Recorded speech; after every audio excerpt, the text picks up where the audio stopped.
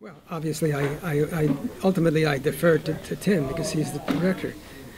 My concern is establishing enough canon that the fans can relate to from the previous films and series.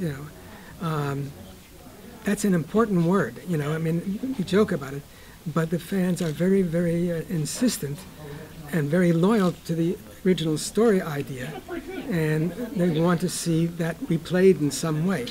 Now we have everybody in the cast, with the exception of Tim and I, are new to this.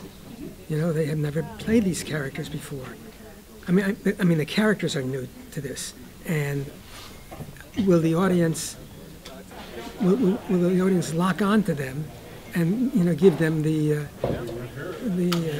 loyalty and the affection or what have you that they have for us?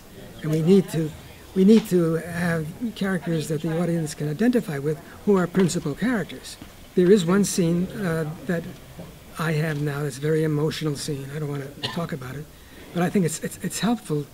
It's helpful to the script because it delves into my character a little bit. And I was wondering if we could find something that would do the same for Tim's character. That we get to see the inner guy, and it's particularly hard for Tuvok because he's Vulcan. But if there's something where he has a moment of crisis, and has to make a decision, and it's a moment we haven't seen before, I think that would be helpful for the audience to identify with these two characters and with the idea that this is a Star Trek story. It's got to be a Star Trek story. It can't be just a shoot 'em up or heavy on the explosions and the special effects. I think ultimately that's what the fans want. Our fans are a little different, I think, than the people who go out to see these pyrotechnic films that are just a display of the latest in technology, and show the biggest explosions. Those things now are almost becoming commonplace. What isn't commonplace is the characters of Star Trek